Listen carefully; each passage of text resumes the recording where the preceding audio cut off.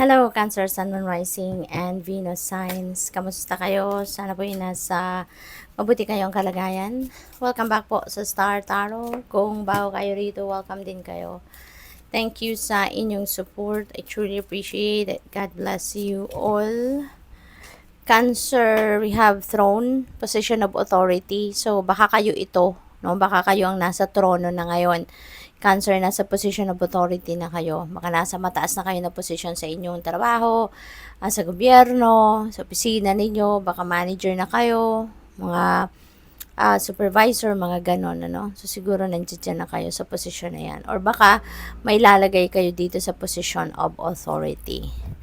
We have not, ayan, unsuccessful plans, Cancer. So, siguro merong mga plano kayo na hindi magka-come to fruition or hindi nag-come to fruition, hindi nag-materialize, no? But that's not, a reason para panghinaan kayo ng loob, hindi ba?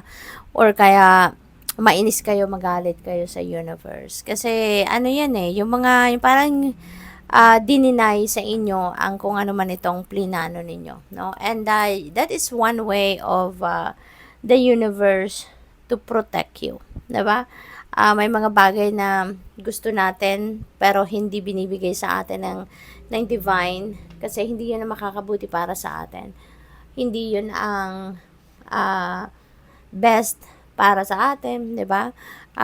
Kaya pinoprotektahan tayo na mapunta ka tayo doon sa sitwasyon na hindi naman dapat, 'di ba? It will just ano masisira lang nun yung diskarte ninyo, um, makaka makapagdulot lang ito ng hindi maganda talaga sa buhay ninyo, 'di ba? Kaya ano lang, panira lang ng ano 'yan, ng diskarte ninyo or ng energy ninyo. Kaya hindi 'yan ibibigay sa iyo. No, it's simply because it's not meant for you, it's not for your best interest, it's not for your highest good, no? Instead na magdulot siguro ito ng maganda sa inyo, mas lalo lang siguro kayong mapuprostrate dyan in the end, mas mapapasama lang kayo, no? Talagang hindi makakabuti para sa inyo. Kaya, hindi yan ibinigay sa inyo or hindi nagmaterialize kung ano man ang plano ninyo. Candle, you will be shown the way, no? You will be shown the way. You will be guided kung saan kayo dapat mapunta, ano ang dapat ninyong pagtuunan ng pansin, ano ang dapat ninyong gawin. Okay? So, there is something better, way better than your plan, no? Na inihahanda ang universe para sa iyo. Importante na lagi kayong makikinig sa inyong intuition because it will guide you, no? Kung saan kayo dapat pumunta, no? Which way you need to go. Okay? So, what else? We have wealth. Wow, Cancer, tignan mo, no? Baka kayamanan, no? Merong kayamanang paparating sa inyo rito. There is financial gain, no? Coming your way. Meron kasi karagdagang kaperahan ang paparating sa buhay ninyo, no? So, good luck sa iyo. We have vacation. Ayan, bakasyon kayo, Cancer. Maybe this is what you need right now. Magbakasyon kayo. Maybe ito din yung gusto ninyong gawin, no? So, maaaring yung bakasyon na to, iniisip para sa iba sa inyo, no, napipick up ko. Cancer, baka naiisip ninyo na magbakasyon kaya muna ako, no? Yung ganon. Kaya maybe you are making plans sa ngayon, no, para kayo ay makapagbakasyon. Or, for others of you naman, baka kayo ay nakakasana, no, ng inyong bakasyon. Baka nakapag-book na kayo, ng mga tickets ninyo, siguro nakahanda na, no? Naka-file na kayo ng vacation sa trabaho, maaaring ganon. We have flag, do not be tempted to lower your standards. Okay?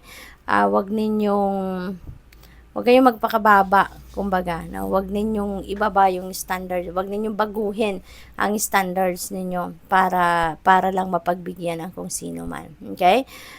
Kasi ano nyo nito pride ninyo ito 'di ba? Kaya kasi kung pipiliin ninyong sumabay kayo, no, i-sacrifice ninyo yung ninyo, yung mga standards ninyo, yung mga pinaniniwalaan ninyo, mga philosophies ninyo, no, kung isa-sacrifice ninyo yan to give way, no, to other people or para ma-please ang ibang tao, parang it's just a waste, Cancer, kasi you really can't please, no, everyone.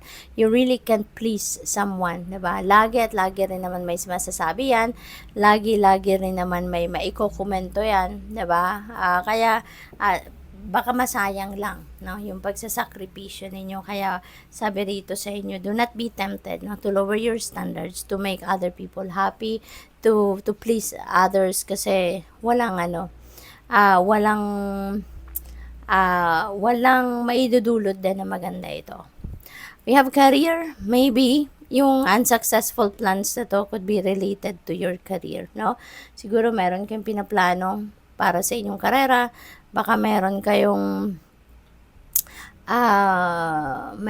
mga changes na gagawin na gusto ninyong gawin sana, pero baka hindi yan nag-come to fruition. We have psychic ability, trust your intuition, okay? Maaring your psychic abilities are on point sa ngayon, no? Malakas ang inyong radar, siguro. Maaari din may mga vision, no, na binibigay sa iyo ang universe sa ngayon, and that is guidance para sa iyo. Okay? So magtiwala kayo, trust your intuition, magtiwala kayo kasi yan ay a guidance para sa inyo ng divine universe. 'Di ba may promise dito na you will be shown the way? So ito 'yon, no? May mga intuitive messages, may mga vision na ipapadala sa inyo ang universe to guide you, no, kung saan kayo dapat papunta.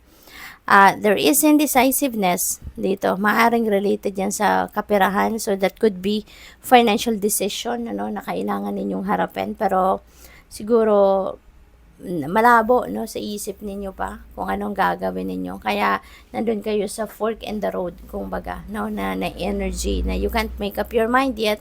Hindi pa malinaw sa isip ninyo, hindi pa malinaw sa hindi pa ninyo siguro nakikita talaga yung heart of the situation, kaya hindi pa kayo rito makapag-desisyon. Okay? So, kaya nga ito, trust your intuition kasi it will guide you, no, kung ano ang dapat ninyong gawin rito. What else? We have tankard, and there is celebration, there's fun and enjoyment. So maybe merong okasyon, meron kayong accomplishment siguro, achievements na isi-celebrate sa ngayon, no? Kaya merong kasiyahan, no? Baka kayo yung mag-host nito na celebration na to, or pwede rin naman na invitation ito para sa'yo, no? So good luck then. We have barrel. You feel something is lacking in your life, perhaps love, money, or goals. Ayan, so negative energy ito, no, Cancer, kaya as much as possible tanggalin natin ito. We don't want to sabotage that wealth energy na paparating, kaya wag na nating pansinin ito, wag na nating isipin, no, na kulang tayo. Kasi the more na nag-iisip tayo na kulang ako ng ganito, gusto ko ng ganito, wala akong ganito, yung mga ganon, puro wala, puro kulang yung iniisip ninyo, that is going to attract more of that, no? Mas mag-attract kayo ng mas marami pang sitwasyon or bagay na wala kayo, mas marami pa kayong may isip na kulang pa kayo ng ganito, ng ganun, kaya i-transmute ninyo yung feeling lack na to, i-transmute ninyo into something positive, no, prosperous and abundant, no, yung isipin ninyo. Learn to appreciate na lang, no, kung ano ang meron kayo sa ngayon, magpasalamat kayo instead of focusing on kulang pa ako sa ganito, gusto ko pa ng ganon, gusto ko pa ng ganito, ganyan, wag na ninyong isipin muna yon. Okay? Mas isipin ninyo na or magpasalamat kayo, thank you Lord for all the blessings that I have in my life sa ngayon and what is yet to come. Kasi that way, kung positive thinking ang ipoproject ninyo, mas marami pa kayong biyaya, no, na dadating. Mas marami pang abundance and prosperity ang ibibigay sa inyo ng universe. So what else? We have tower, solid foundation. Yan, success with effort, no? So kailangan ninyo ngayon, no, ng tawag dito, ng solidong pundasyon sa kung anumang bagay, no? Kung gusto ninyong talaga mapagtagumpayan ninyo yan, kung gusto ninyong marating, no, ang tugatog ng tagumpay, you need to lay a solid foundation, no, sa kung anumang bagay na yan para maging matibay yan hanggang sa paakyat kayo ng paakyat. So, makakarating kayo doon sa dulo, no, makakarating kayo sa tagumpay. What else? We have family matters. Ayan, so siguro merong mga sitwasyon dito pang pamilya na kailangan ninyong asikasuhin or maaring yun ang focus ninyo sa ngayon. Kaya, or maaring merong mga event, mga ganon, or baka meron kayong mga papeles regarding sa bahay ninyo, regarding mga properties ninyo, maaring yun din ang inaasikaso ninyo.